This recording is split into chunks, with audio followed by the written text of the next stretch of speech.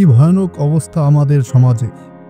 একবার কি ভেবে দেখেছেন যে মা বাবা বুকে জমানো সবটুকু আবেগ, ভালোবাসা ও মমতা দিয়ে তারা মেয়েটিকে বড় করেছিল, ছোটবেলায় মেয়েটির যখন জ্বর উঠেছে মা বাবা অসংখ্য রাত নির্ঘুম কাটিয়ে দিয়েছে মেয়ের শিয়রে বসে। মেয়েটি কোনো কিছু পাওয়ার আবদার করলে মা বাবা হয়তো হৃদয় উজাড় করে তা দেওয়ার চেষ্টা করেছে। নিজেদের উপার্জন নিশ্চয়ই তারা ব্যয় করেছে মেয়েটির সুস্থ সবল ও হাসি আনন্দে বেড়ে ওঠার জন্য। নিজেদের চেয়ে মেয়েকে অগ্রাধিকার দিয়েছেন সবকিছুতে। কিন্তু কে জানতো জীবনের মাঝপথে এসে ডানা ভাঙ্গা পাখির মতো তাদের সকল আশা লুটিয়ে পড়বে মাটিতে। শারীরিক ও মানসিক হেনস্থা থেকে নিজের সুরক্ষা চেয়ে মা ও বাবার বিরুদ্ধে মামলা করছে তাদের সেই ভালোবাসার মেয়ে, যার নাম মেহরিন আহমেদ। রাজধানীর একটি ইংলিশ মিডিয়াম স্কুলের শিক্ষার্থী সে। আদালতে বলেছে, আমি আমার মা বাবার পুতুল নই, আমাকে কেন গালি দেবে, আমাকে কেন তারা শারীরিক ও মানসিকভাবে হেনস্থা করে, আমি আমার সুরক্ষা চাই।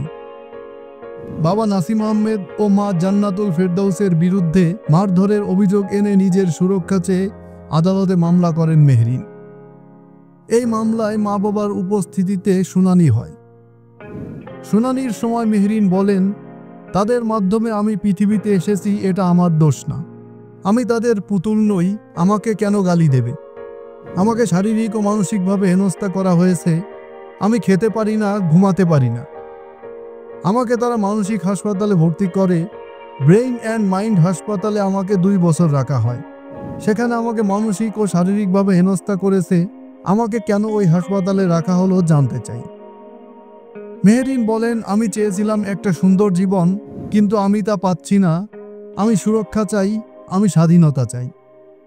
মেহরিনের বক্তব্যের সময় তার মা ও বাবা কাঠগড়ায় দাঁড়িয়ে ছিলেন মাথা নিচু করে। তার বাবা নাসির আহমেদ অপলক দৃষ্টিতে শুনতেছিলেন মেয়ের বক্তব্য। সন্তানের করা মামলায় সেই বাবা মাকে যখন জনাকীর্ণ আদালতের কাঠগড়ায় দাঁড়াতে হয়েছিল, অসংখ্য মিডিয়ার সামনে তীর্যক গলায় মেয়েটি যখন বাবা মাকে ক্রিমিনাল বলছিল, তখন তাদের মনের অবস্থা কেমন হয়েছিল। নিশ্চয়ই তারা বাকরুদ্ধ হয়ে পড়েছিলেন। বড় বেশি মায়া হচ্ছে ওই হতবাক মা বাবার জন্য। পশ্চিমা কৃষ্টি কালচার আমাদের অনেক কিছু কেড়ে নিয়েছে, সতর্ক না হলে বাকি যা আছে সেসব হারিয়ে নিঃস্ব হতে হবে এক সময়। শিশু লালন পালন পশ্চিমা দৃষ্টিভঙ্গির সাথে আমাদের দৃষ্টিভঙ্গির পার্থক্য দিন আর রাতের মতো। তারা অনেক দিন থেকে ভালো থাকলেও তাদের শিশুরা ছোটবেলা থেকেই ডিপ্রেশন আর হতাশার মধ্যে বড় হয়। ছোটবেলা থেকেই আত্মহত্যার জন্য প্রবণতা থাকে প্রচুর। আমাদের সমাজে অনেক বাবা মা সন্তানদের অভিজাত্য আর সামাজিক মর্যাদার মিশে গর্ব আর সুখের অভিনয় করেন, কিন্তু ভেতরটা পুড়ে কয়লা হয় যার যন্ত্রণায়।